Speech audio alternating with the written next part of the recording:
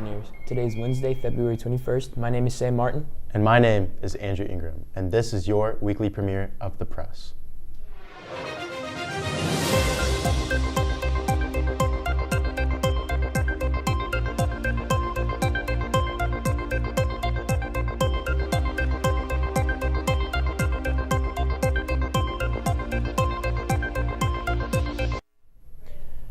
Our cover story for today is the proposed temporary ceasefire made by the U.S.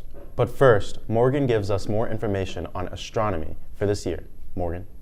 Hey Pioneers, my name is Morgan Waring, and we're taking a look at 2024 astronomy. On April 8th, there will be a total solar eclipse.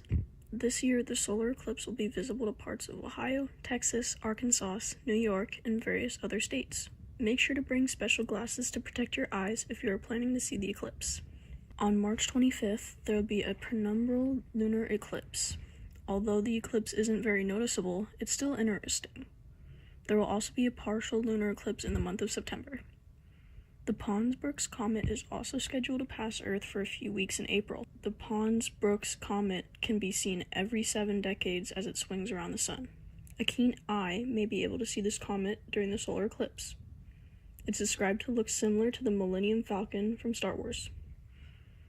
Now moving on to the many meteor showers that will happen this year. In order to see these events mentioned, make sure to research the right conditions, locations, and protective items you may need in order to get the clearest view.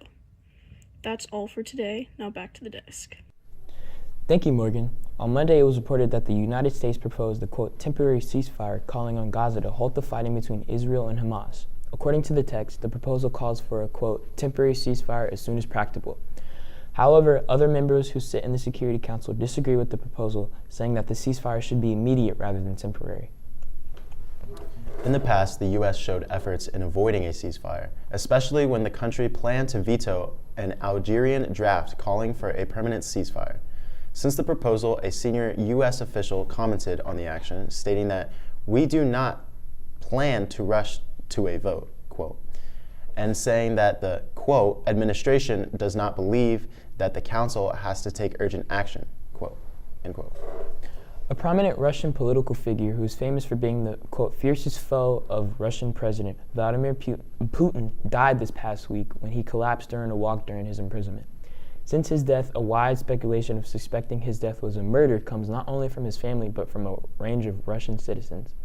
Following these claims, there were reports of apparent bruising on his body. Since this, his now widowed wife has accused the president for the death of her husband and has vowed to continue his activism work.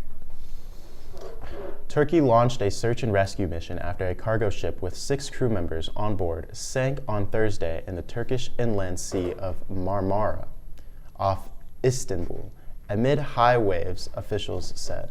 The 69-meter-long Turkish cargo ship Batuhan A was carrying dolomite used to manufacture cement to the Turkish port of Gemlik when it sank. Transportation and Infrastructure Minister Abdul Kadir Uraloglu said rescue boats were dispatched to the area after the vessel issued a distress signal before dawn and communications with it were lost, the minister said.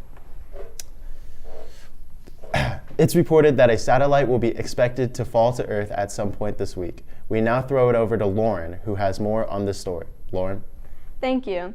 A European Space Agency satellite is anticipated to largely burn up as it re-enters Earth's atmosphere sometime this week. The 5,000-pound satellite, ERS-2, was first launched on April 21, 1995, along with its twin ERS-1. Both satellites carry a radar used for studying ocean surface winds and temperature, as well as a sensor collecting data for ozone research. ERS-1's mission came to an end in March of 2000 after experiencing computer and Eurocontrol failure. The mission to end ERS-2's mission and deorbit the satellite came in 2011. The company thought it best to bring the satellite back to Earth rather than leave it in the pile of space junk already circling the planet. In 2011, it was estimated within the next 15 years the satellite would re-enter the Earth's atmosphere.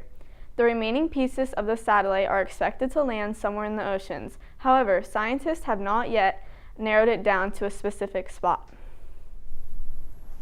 Thanks, Pioneers. That's all for today.